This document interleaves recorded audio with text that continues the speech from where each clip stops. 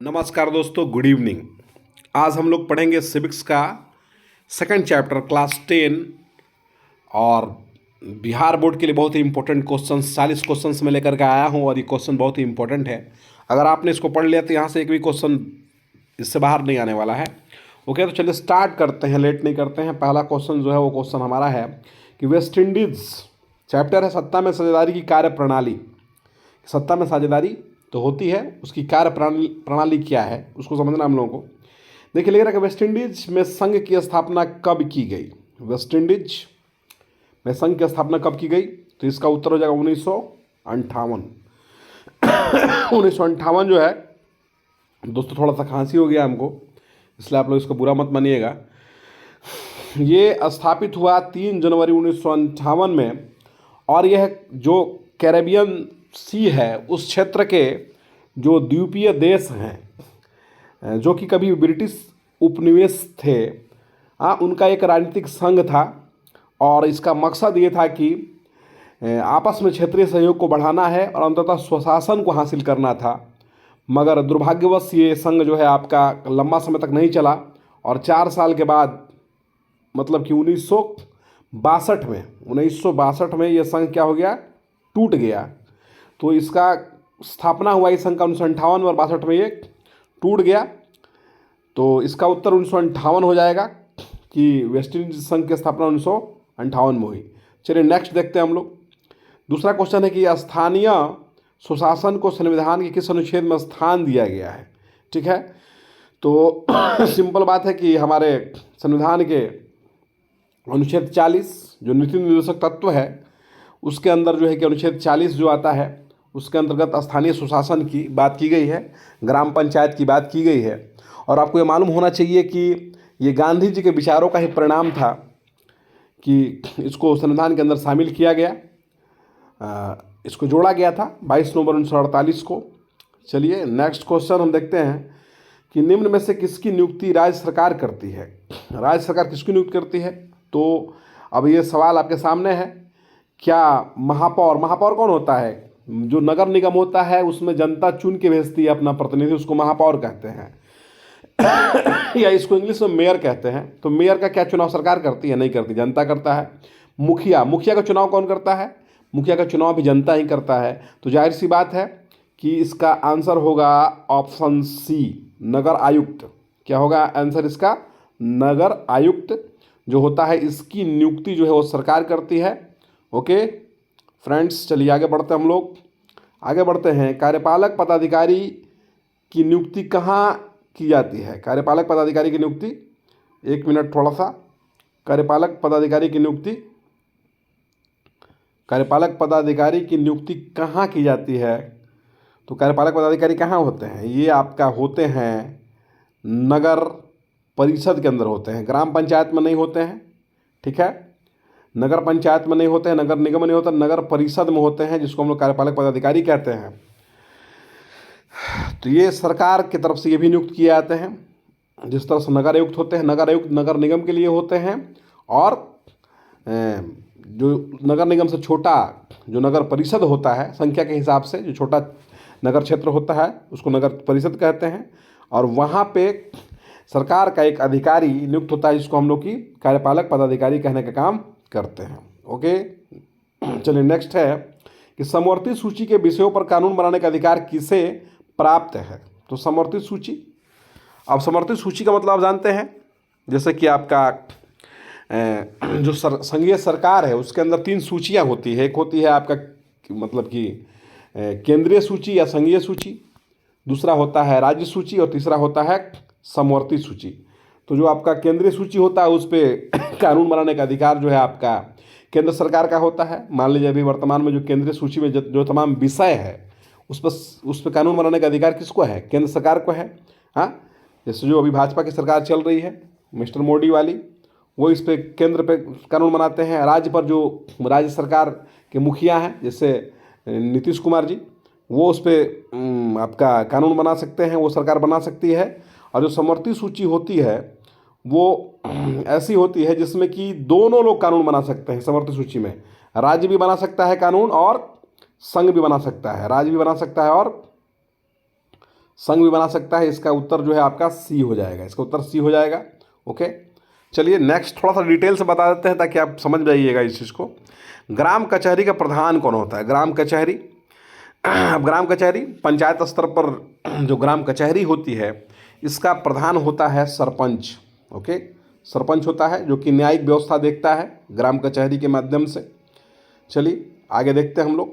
आगे है आपका कि सरपंच का निर्वाचन कौन करता है? तो सरपंच का निर्वाचन कौन करता है? देखिए हम लोग को डायरेक्ट आंसर से ही उसको क्वेश्चन को हल नहीं करना है, जबकि हमको और ऑप्शंस भी देख सकते हैं हम लोग। जैसे कि सरपंच का निर्वाचन कौन करता है, तो जाहिर सी बात है कि जो जनता है वो करती है। तो ये राज्य सरकार तो करता नहीं है, पंच तो करता नहीं है, मुखिया का और पंच तो करता नहीं है। तो सीधा बात है कि ग्राम सभा का सदस्य, तो ग्राम सभा के सदस्य कौन होते हैं? जो लोग भी 18 साल, जो लोग भी आपका ग्राम सभा के जो सदस्य होते हैं, जो लोग भी 18 साल या उससे अधिक उम्र वाले लोग हैं, तो जो जनता है वही ना वोट करती है। तो ग्राम सभा के जो सदस्य होते हैं वही सरपंच का निर्वाचन करते हैं। ओके, चलिए नेक्स्ट क्वेश्चन है कि कौन सा संवैधानिक संशोधन नगरीय स्थानीय स्वशासन से संबंधित है? संविधान के अंदर संशोधन करना पड़ा था ताकि जो नगरों के अंदर स्थानीय स्वशासन चल सके। जैसे आप नगर निगम, नगर पालिका, नगर पंचायत या नगर परिषद देखते हैं, ये एक सुचारू रूप से यह स्थानीय स्वशासन चल पाए, उसके लिए आपका संविधान के अंदर संशोधन किया गया था। और संशोधन जो है इसको 74वां कहते हैं हम लोग। ठीक है, पंचायत के लिए 73वां है। ठीक है, ये 73वां जो है ये पंचायत के लिए है। ओके, और नगर के लिए क्या है भाई? नगर के लिए जो है कि आपका 74वां है। ठीक है, तो याद रखिएगा इसका आंसर हो जाएगा 74वां। अगला है कि जिला परिषद का कार्यकाल कितने वर्षों का होता है? जिला परिषद वही जो आपका ग्राम पंचायत का कार्यकाल है, 5 साल होता है मुखिया, तो उसी के साथ ही सब चुनाव होता है। तो जिला परिषद का कार्यकाल भी जो होता है वो आपका 5 वर्ष के लिए ही होता है। ओके, चलिए नेक्स्ट है कि पंचायती राज प्रणाली की शुरुआत कहाँ हुई थी? सबसे पहले कहाँ हुई थी? ये एक प्रश्न कल भी एक चैप्टर में मैंने जो पढ़ाया था उसमें था। तो मैं तो कल इसको लेकर थोड़ा सा कंफ्यूज था डेट को लेकर के, बट आज मैं कंफ्यूज नहीं हूँ चूँकि आंसर तो इसका राजस्थान होगा। मगर कब शुरुआत हुई थी तो ये याद रखिएगा 2 अक्टूबर को हुआ था 1959 के अंदर में, आपका राजस्थान के अंदर में। ठीक है, 2 अक्टूबर 1959 को राजस्थान के अंदर में हुआ था।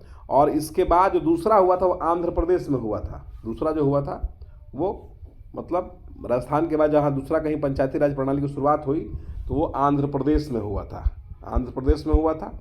ठीक है, तो हम लोग याद रखेंगे कि सर्वप्रथम कहाँ हुई थी तो राजस्थान के अंदर हुई थी और दूसरा आंध्र प्रदेश में हुआ था। चलिए नेक्स्ट क्वेश्चन है आपका, ग्राम पंचायत का प्रधान कौन होता है? ये बहुत ही आसान सवाल है। ग्राम पंचायत, ये जो आपका पंचायत है उसका प्रधान कौन होता है? तो उसका प्रधान मुखिया होता है।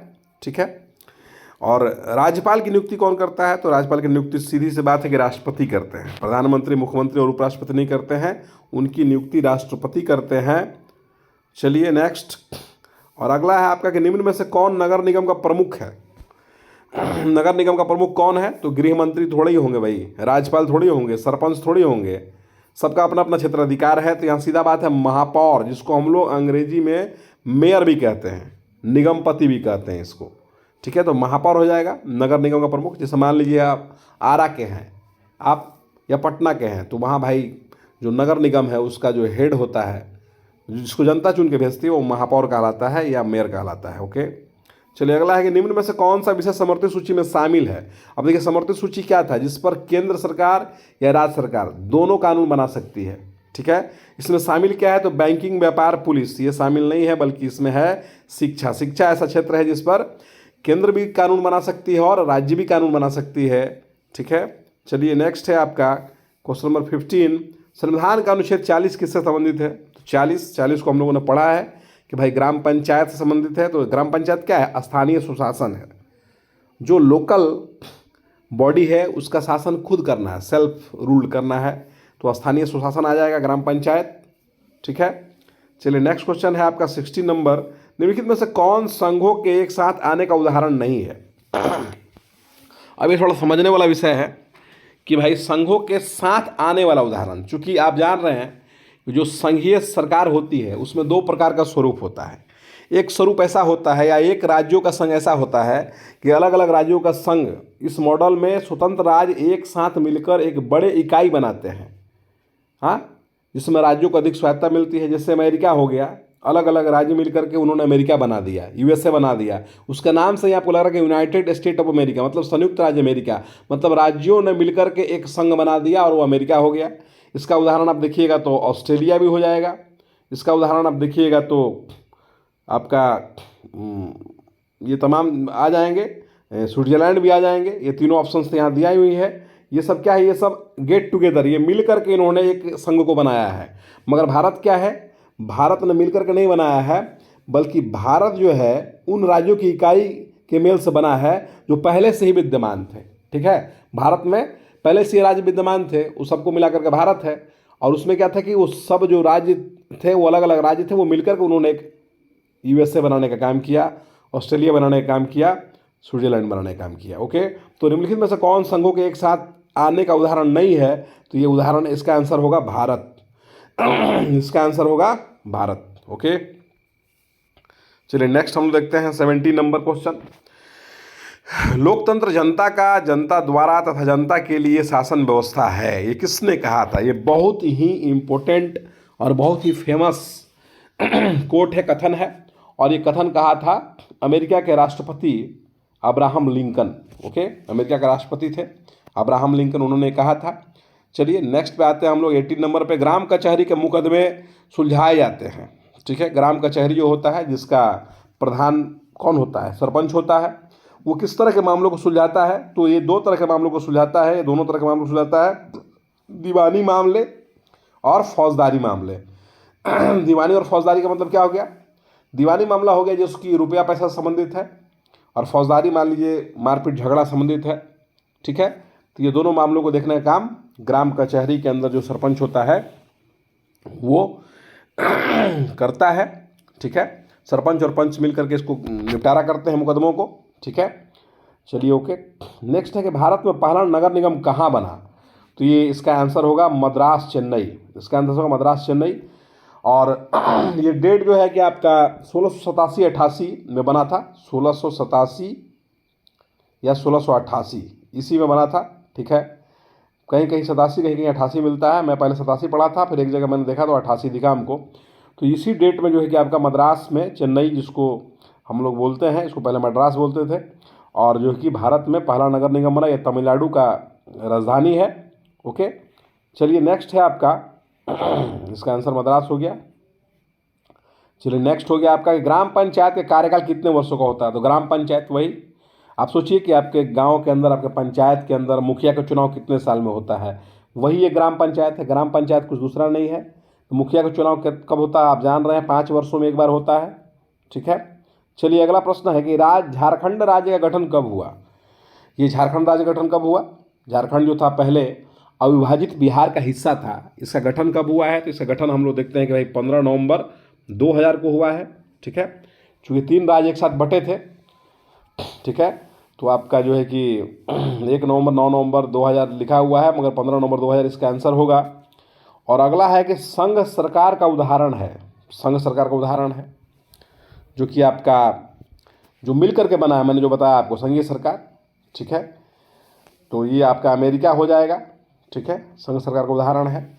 और संघ सरकार या संघीय सरकार एक स्तरीय नहीं होती है, 2 स्तरीय होती है। भारत में 3 स्तरीय सरकार है ये। ओके, तो यहाँ उदाहरण इसका अमेरिका हो जाएगा। चलिए नेक्स्ट जो है, पंचायती राज के त्रिस्तरीय स्वरूप में इनमें से कौन नहीं है? पंचायती राज में 3 स्वरूप है। तो पहला क्या है भाई? तो ग्राम पंचायत, मतलब मुखिया जी। ठीक है, दूसरा पंचायत समिति, बीडीसी भी इसको बोलते हैं अंग्रेजी में। हाँ, इसी के माध्यम से, बीडीसी के माध्यम से चुन करके ब्लॉक में प्रमुख जाते हैं। और तीसरा जिला परिषद हो जाता है। ये हमारे पंचायती राज का त्रिस्तरीय स्वरूप है। नगर निगम नहीं होता। नगर निगम क्या होता है? ये नगरों के शासन के लिए होता है। ये नगरों के स्थानीय शासन के लिए नगर निगम होता है, इसलिए इसका आंसर नगर निगम होगा। ये नहीं होता है। चलिए, बिहार में पंचायती राज व्यवस्था का कार्यकाल क्या है? अब बिहार में पंचायती राज व्यवस्था, वही प्रश्न फिर दोहराया गया, तो वही 5 साल है। 5 साल ही चलता है मुखिया चुनाव। ठीक है, इसको इस रूप में हम लोग याद रखेंगे।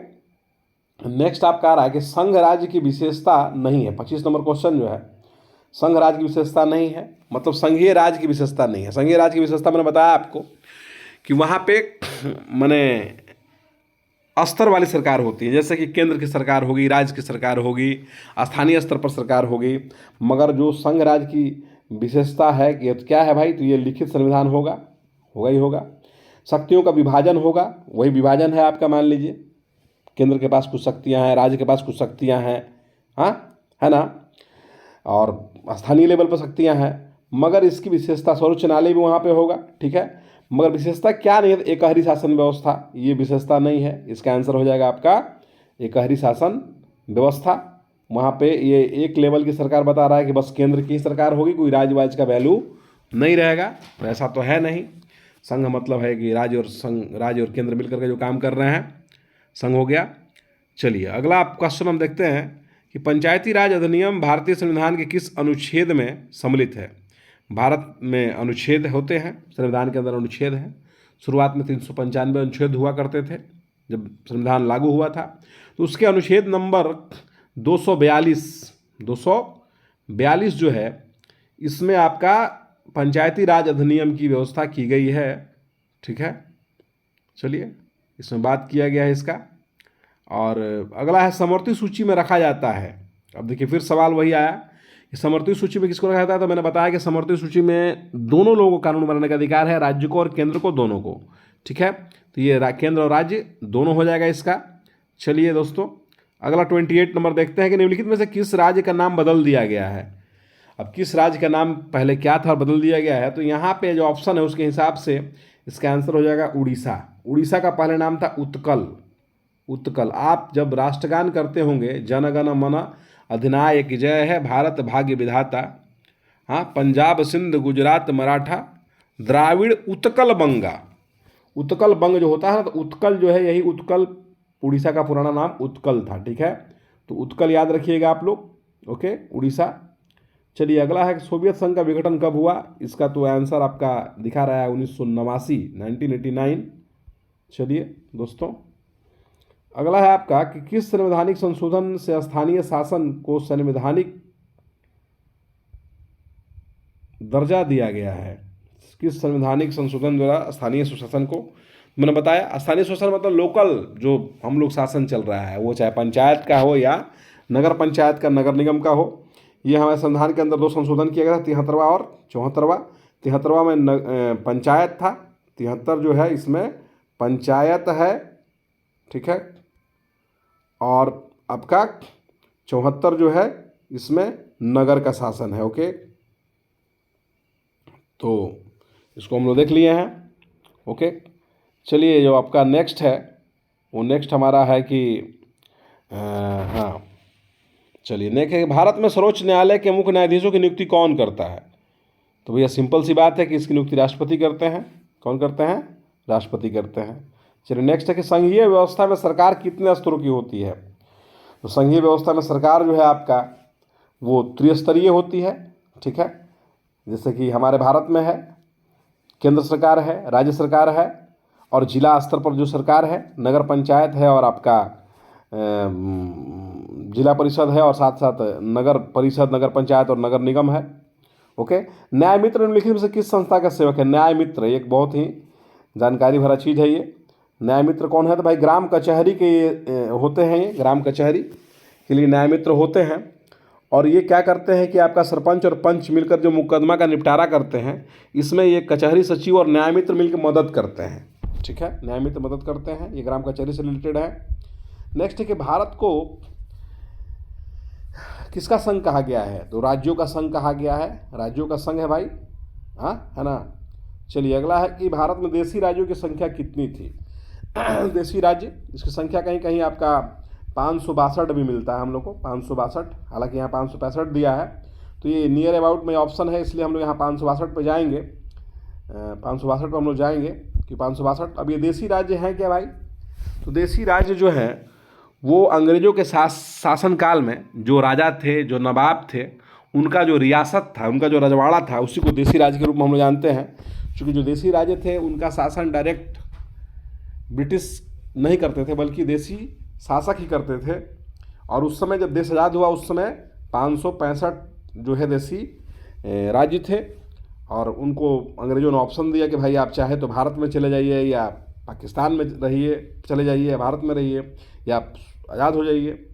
ठीक है, चलिए अगला है कि राज्य पुनर्गठन आयोग की स्थापना किस वर्ष की गई? तो 1953 में की गई थी ये, राज्यों के निर्माण के लिए। ये बहुत ही मशक्कत करने के बाद आंध्र प्रदेश पहला राज्य बना था। चलिए ओके। अब अगला है कि भारत में कितने प्रतिशत लोगों की भाषा हिंदी है? तो भाषा यहाँ पे आपका 40% ऑप्शन है, बट मैंने कहीं देखा है तो 43.63% दे रहा था। ठीक है, तो यहाँ 40 ऑप्शन में आ रहा है आपका, मगर अभी मैंने 2011 के हिसाब से इतना है। चलिए अगला है कि भारत में कुल राज्यों की संख्या कितनी है? तो सिंपल सी बात है कि 28 है। भारत में कुल 28 राज्य हैं, 28 राज्य हैं, हाँ, और 8 केंद्र शासित प्रदेश हैं। 8 क्या है? केंद्र शासित प्रदेश है। Okay okay. चलिए अगला है कि बिहार में नगर निगमों की संख्या कितनी है? अब ये आपका ऑप्शन सही नहीं है। इसका उत्तर मैंने अभी सर्च किया कुछ देर पहले, जानकारी जुटाया, तो इसमें दिखा रहा है कि नगर निगम की संख्या 19 है। ठीक है, तो ये एक नहीं 19 लिख लीजिए, 19 होगा इसका आंसर। 19 नगर निगम है। ओके, बहुत सा अभी नगर निगम का दर्जा मिला। ठीक है, बहुत से मतलब नगर क्षेत्रों को, जो नगर परिषद थे वो नगर निगम में चले आए। और पटना नगर निगम में वार्ड कितने हैं? वार्ड भी एक इकाई है आपका नगर क्षेत्र का, और ये टोटल 75 वार्ड जो है पटना में दिखा रहा है कि पटना में नगर निगम में कितने वार्ड है, तो 75 इसका ऑप्शन दे रहा है। देखिए इसका आंसर 75 हो जाएगा। ओके दोस्तों, ये वीडियो समाप्त होता है, और मैं थोड़ा सा वीडियो लंबा हो जा रहा है, बट ये है कि आपको पुख्ता जानकारी मिल जा रही है डिटेल्स के लिए, और अगर आप इसको सुनते हैं तो आपको बहुत ही लाभ होगा इससे, और बिल्कुल निश्चित रूप से आप तमाम चीज़ों को समझिएगा, मेरी बातों को समझिएगा आप, तो आपको लघु उत्तरीय और दीर्घ उत्तरीय लिखने में भी सुविधा हो पाएगा। ओके दोस्तों, गुड बाय।